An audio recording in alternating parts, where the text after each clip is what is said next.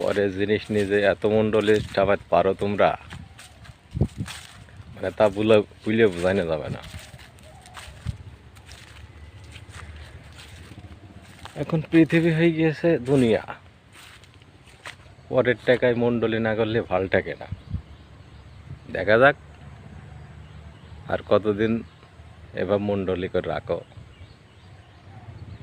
বেশি দিন থাকবে না নে এভাবে, কারণ বিগত সরকারও 17 বছর মণ্ডলী করে গিয়েছে। সে যখন টিকতে পারেনি, তোমাদেরও সময় ঘনিয়ে আসছে। আর কতদিন মণ্ডলী করবা পরের জিনিস নিয়ে, দেখি আর কতদিন পারো। তবে আর বেশি দিন নেই, খুব দ্রুতই তোমাদের পতন হবে না। তোমাদেরই বলছে।